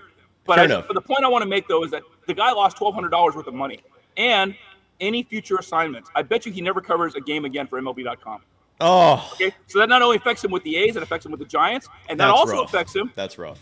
It also affects him, Cyrus, with any visiting teams that could come in. Let's say the Yankees, for some reason, didn't have Brian Hoke, their writer, and said, hey, we need someone to fill in and cover the Yankees game. They're not going to ask this guy to do it. Yeah. You're so you got to right. be careful, man. I'm not going to do that stuff like that. I've seen other media people. There was a guy that used to cover the Warriors all the time, but that had a very popular blog and YouTube channel, and he's gone. And he'll never see the inside of this building again. He's like fake Clay, okay? Remember how fake Clay is banned for life? Banned for life. This other guy, he's like fake Clay, man. I don't see him ever coming back to this building. He's banned for life, dude. Fake Clay. Like Clay Thompson was asked about him the other day. I think he was on with Paul George or some podcast, and that came up, the fake Clay thing. I forgot all about that, dude. This guy just slid through everything and was warming up. But that was incredibly dumb what he did. I don't care how many views he got from that. That was stupid because like why would you want to get yourself banned from a building? For life, like ever. Like that's it. You're over. But he had his moment and you know what? But seriously, not only is the moment over for the guy, but it's like he's kind of irrelevant now. He's got a very popular blog. I think his name is Big Dawes or something like that. Good point. But overall he's irrelevant now because he was known so much for like being fake Clay. Yeah, and I see some people in the chat, by the way, comparing, talking about, this is actually a good point, and I want to bring this up with you real fast. Kyle Anderson did not get a DNP tonight because he played in garbage time, but he would have gotten a DNP if this wasn't a blowout, and we've been seeing that regularly from Kyle Anderson. And this is a player that, look, they spent, what are they paying? They're paying him like $30 million over 3 years, and he's just riding the bench. I don't get that. What's your opinion on the Kyle Anderson DNPs? Because I'm not the only one that's baffled by that. I will say this. I guess until something happens to where the Warriors keep losing games to where it looks like Steve Kerr's on the hot seat, I think he can kind of he's the coach. That's all. How can he not be on the hot seat now? That's insane to me. But because they're still not in a position where they're like the 49ers. You know what I mean? I mean, they're contending right now. Okay, the Niners are out of contention, and they're getting ready to set up tea times. Okay, so or the next. I don't feel bad for George Kittle, and I don't feel bad for Kyle Juszczyk because those guys are going to be living it up on a beach sometime in next month. Okay, actually no, 2 weeks from now. 2 weeks from now, both Kittle and Juszczyk and their pretty wives are going to be having a good time somewhere because these guys know how to live. Okay, I'll tell you that much. Yeah, it's just the Kyle Anderson DNP, and the reason why part of the reason why I brought that up is because there was a little discussion in our chat about how Otto Porter Jr. not that long ago was a really important piece for the Warriors, man. They're not winning a title without him. He was 6'8". People forget that. He had size, and they're bringing up Kyle Anderson saying maybe there's a replication there, but they're very different players. Slow-mo is one of those things where he's called that for a reason. And I had an inside source, Ryan, tell me that part of the reason Kyle Anderson is not getting reps right now is because of his pace of play, and which literally correlates to his nickname. But you knew what you were getting. Why sign him if you're just if you're not gonna play him? That's the part that blows my mind. But anyways, and then real quick stat about Otto Porter Jr. He's a retired player now, right? He is correct. Yeah, he hung it up. That's crazy, because it wasn't that long ago that he was playing for the Warriors, and now he's retired. And he got a decent deal from the Raptors, went there, and all those injuries. And this is why Rick Celebrini, at least, maybe he gives me more hope than I should be giving him more credit. Maybe I'm giving him too much credit, but Rick Celebrini, the job he did keeping Otto Porter Jr. healthy that entire season through the postseason, his job with Klay Thompson getting it back, Rick Celebrini gives me that little extra hope for these injury-prone individuals coming to the Warriors. And again, maybe I'm reading too much into that season, but that job he did was phenomenal, dude. Keeping OPG just on the court for a whole season, that made a difference. And here we are. Dude, Ryan, promote away one more time, bro. Is there anything else you feel like we should talk about, that any subjects I did not bring up with you that you want to discuss?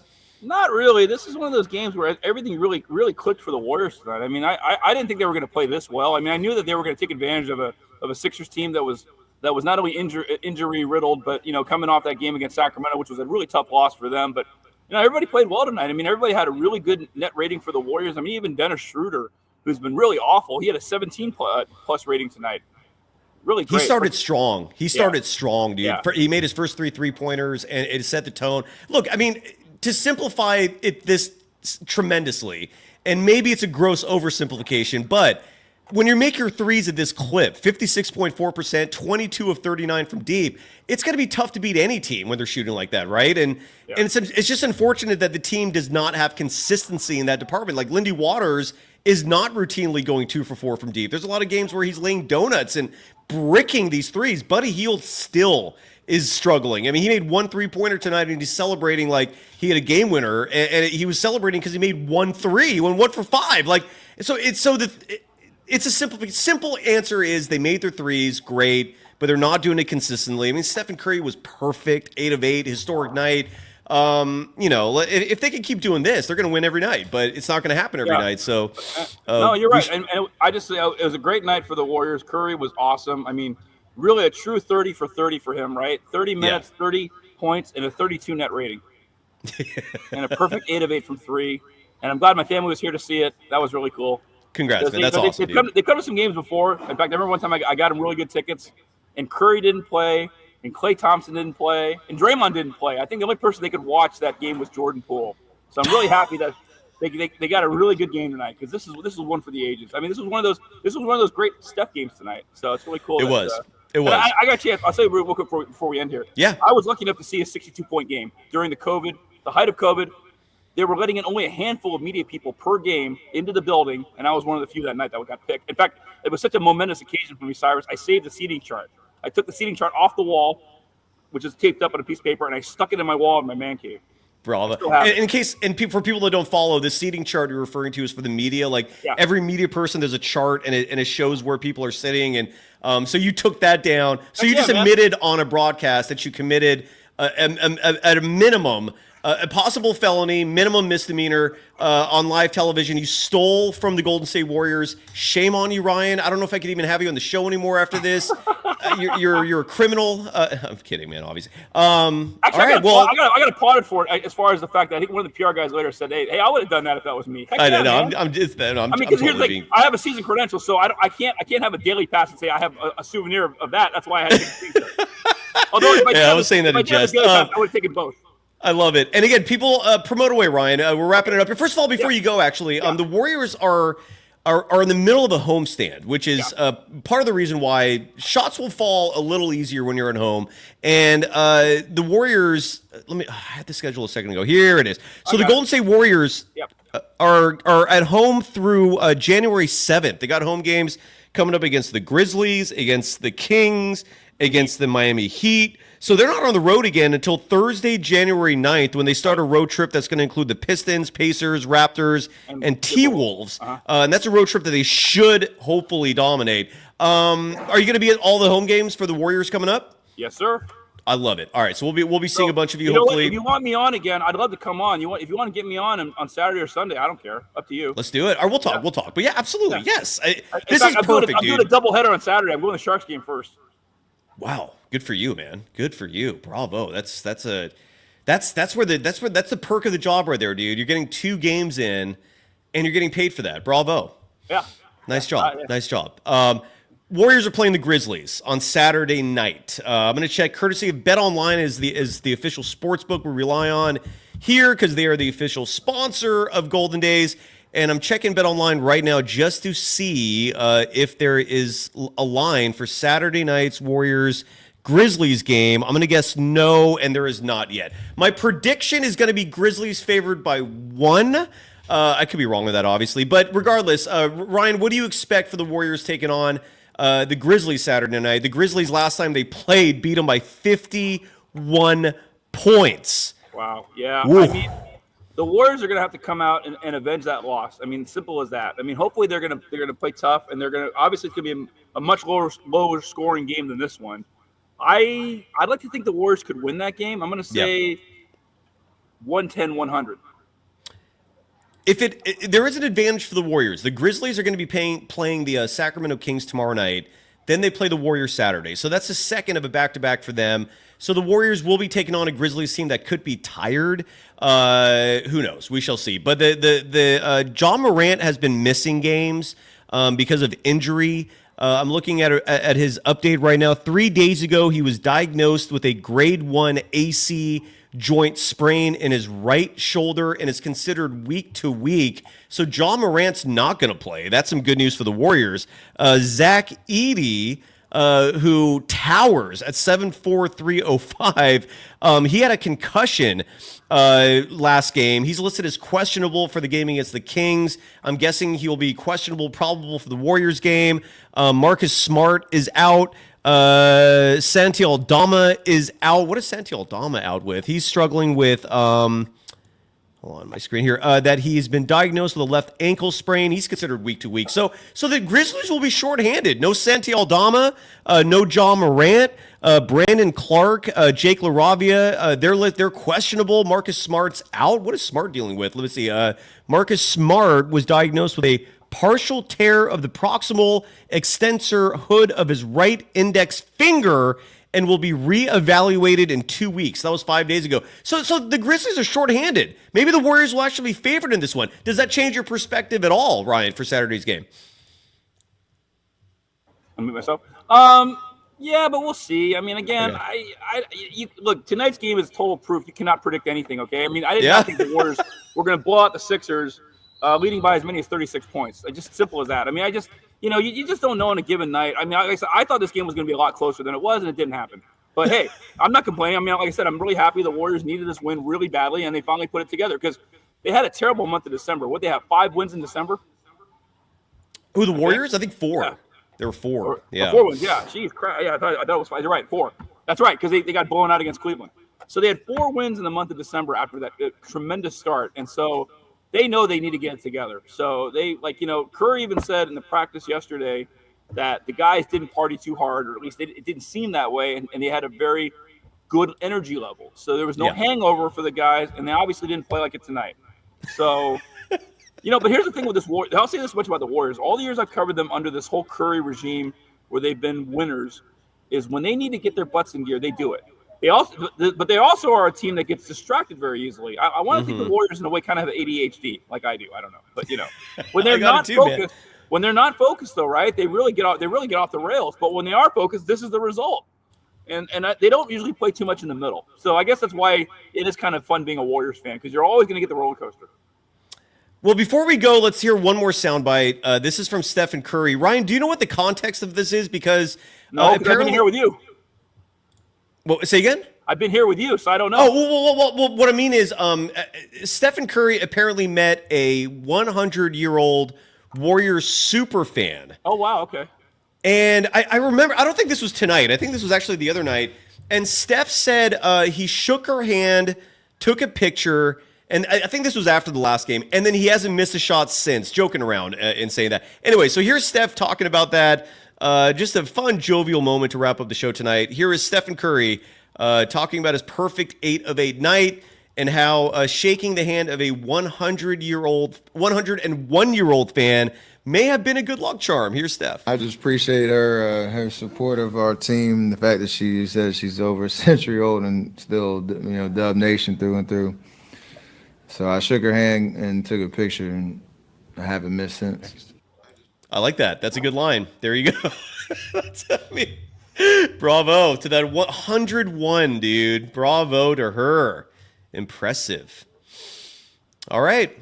Anything else, Ryan? Are we good? Oh, so last thing I say, we'll close out here, but saying, I'd love it for people to follow my YouTube channel, which is go to YouTube and then look for Bay Area Sports Rap, and rap spelled W-R-A-P. Well, I'm not a rap artist, so people always mistakenly think it's R-A-P.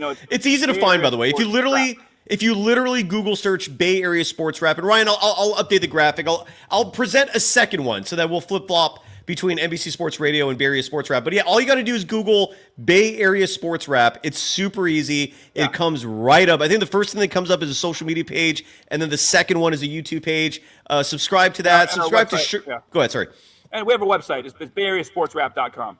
And you got a website. There you go. So go check that out. You can follow Ryan Leong on Twitter at Ryan Leong. That's your primary social media channel. It's right there on the screen for the YouTube audience. And for the podcast audience, though, again, Ryan is spelled R-Y-A-N. Leong is spelled L-E-O-N-G. Super easy. It's like literally, 4 syllables altogether for the first and last name. Otherwise, I think that's it. Are we good? Are we done? Good, man. Appreciate you. Yeah, thanks for having me on. Appreciate you, brother. Warriors win! Warriors win. Woo. I was a little happy tonight. I'm not going to lie, dude. These have not been coming much lately. And Ryan, I was mentioning to the audience, we haven't had a blowout win in favor of the Warriors since November 20th when they thumped the Atlanta Hawks 120-97. I'd like to see some more of these. Okay, let's hold this. We'll close on this. You expect the Warriors to All right, brother. We'll see you again soon. Right? Appreciate you. Appreciate everyone. Happy New Year. Happy New Year to you and your family, Ryan. I'm glad they're visiting. Great phenomenal. Dude, all you need is a little light on your face, Ryan. That's the only thing I would recommend. Like or just buy one of those like ring lights that you attach to your computer. Okay, I'll get one. Sure. Just so people can see you better. But the background is Jesus Christ, dude. I'll look up. I'll go to Amazon and try to find a little. That's an A+ view there, dude. Bravo. I love Chase Center is gorgeous, dude. I know it's not the same as Roracle, but it's still a goddamn beautiful place. I mean, you know what? This place has grown on me. I like this place a lot now. I like the Oracle, but I got to be honest, man. Going over to Oakland to where the Coliseum Arena is located, that area. Not good. I like where they're at now. Gilbert Abalo, who keeps asking me for Ski Profit, I will get him back. I'm actually working on that. He's a gambling expert. We'll talk some gambling soon. Ryan, Chase Center, the building itself, fantastic. I think the biggest difference between Oakland and San Francisco in terms of this transition from Roracle to Chase is the people. The people. I think we got a little drop off in terms of the people that who are sitting in the seats, but but nonetheless, the building is beautiful. Ryan, you're a beautiful brother. Happy New Year to you. Happy New Year to everybody. And we'll be back at this Saturday. No. I'm back tomorrow morning, 11 a.m. with Damon Bruce. Any messages for Damon Bruce, Ryan, before we go? Oi, oi, oi. Bye, everyone. Take care.